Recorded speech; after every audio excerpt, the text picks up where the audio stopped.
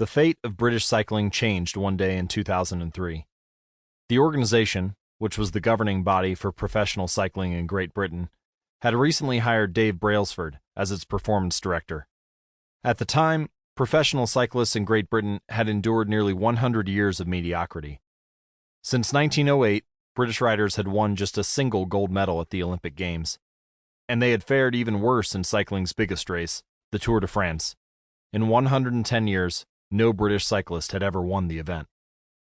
In fact, the performance of British riders had been so underwhelming that one of the top bike manufacturers in Europe refused to sell bikes to the team because they were afraid that it would hurt sales if other professionals saw the Brits using their gear. Brailsford had been hired to put British cycling on a new trajectory. What made him different from previous coaches was his relentless commitment to a strategy that he referred to as the aggregation of marginal gains, which was the philosophy of searching for a tiny margin of improvement in everything you do.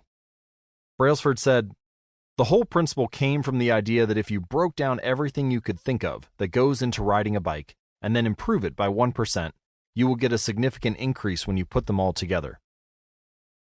Brailsford and his coaches began by making small adjustments you might expect from a professional cycling team. They redesigned the bike seats to make them more comfortable and rubbed alcohol on the tires for a better grip.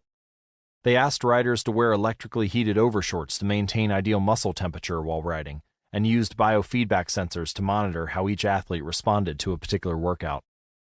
The team tested various fabrics in a wind tunnel and had their outdoor riders switch to indoor racing suits, which proved to be lighter and more aerodynamic. But they didn't stop there. Brailsford and his team continued to find 1% improvements in overlooked and unexpected areas.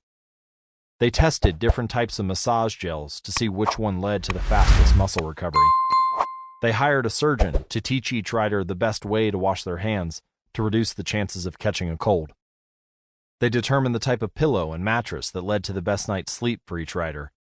They even painted the inside of the team truck white, which helped them spot little bits of dust that would normally slip by unnoticed, but could degrade the performance of the finely tuned bikes. As these and hundreds of other small improvements accumulated, the results came faster than anyone could have imagined. Just 5 years after Brailsford took over, the British cycling team dominated the road and track cycling events at the 2008 Olympic Games in Beijing, where they won an astounding 60% of the gold medals available.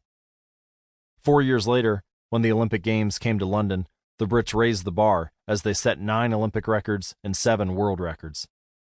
That same year, Bradley Wiggins became the first British cyclist to win the Tour de France.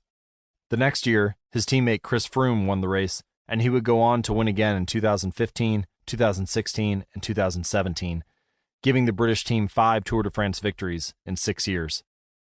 During the 10-year span from 2007 to 2017, British cyclists won 178 world championships and 66 Olympic or Paralympic gold medals, and captured 5 Tour de France victories in what is widely regarded as the most successful run in cycling history. For more information and updates on the British cycling team and their strategies, visit atomichabits.com/cycling. How does this happen? How does a team of previously ordinary athletes transform into world champions with tiny changes that, at first glance, would seem to make a modest difference at best? Why do small improvements accumulate into such remarkable results? And how can you replicate this approach in your own life?